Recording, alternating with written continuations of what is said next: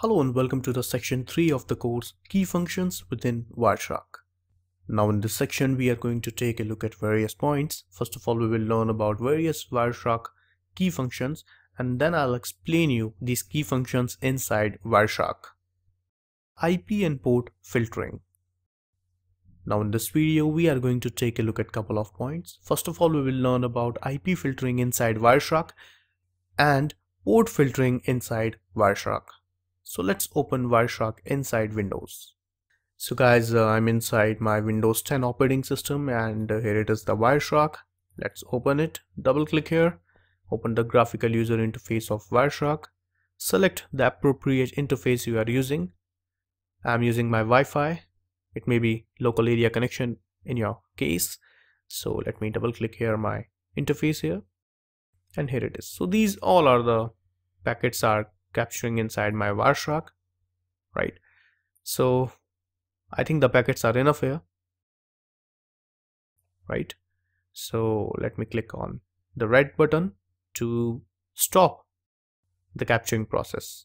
So you can click on here and you can see the capturing process has been stopped here. Great. Now we are talking about, first of all, IP filtering. So how you can filter IP address. For example, if there are 10 machines inside your network, and if you want to check that the first machine is generating how many packets or how many packets it is receiving from other machines. So how you can gather information about that, how you can filter this traffic, because there are so many packets are available here. Let me count the packets here. So it is around 382 packets here. How I can gather information about a particular system? It is quite simple. For example, you can see in the source, the IP address is 192.168.0.8. Obviously, it is my Windows IP address. If I want to check that how many times my machine has sent those packets to other systems, I want to check, right? So what you can do here, you can see here, this is the filter right here. This is the filter area. You can simply filter the IP address here. How you can do it? Let me show you. So to perform filtering, you can type here IP.src. src means the source, double equal to, and then you can type the IP address. So my IP address is 192.168.0.8. So IP.src double equal to the IP address means that IP address inside the source, right? Now you can hit enter, and now you can see that inside the source you will only find my Windows IP address. Did you check that? Here in this column you can see only my IP address. There is no other IP address here, right? So now I can see that these all packets are generated by my system, right? This is called basically IP source.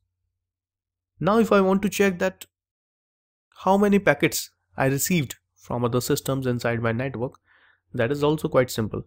You can simply close here, and again you can type IP.dst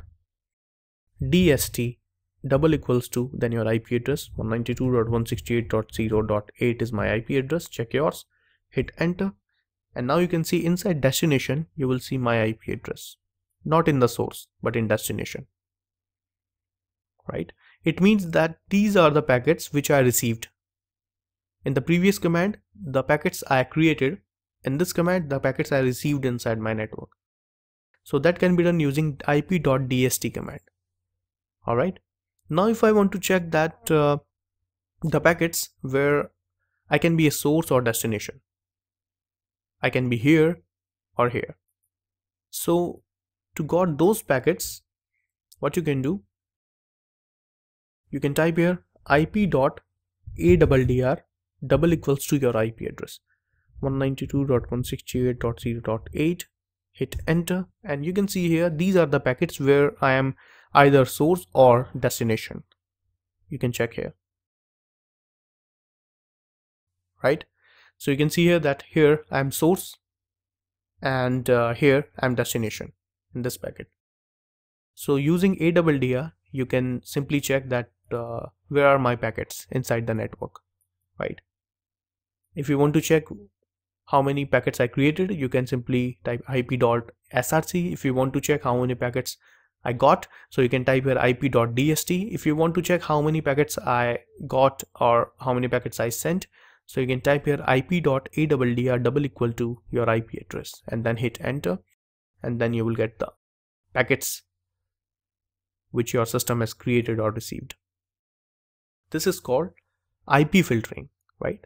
There are hundreds of commands there, but these are the most important commands you need to remember. Got it? Now let's talk about the port filtering, how you can filter port numbers, right?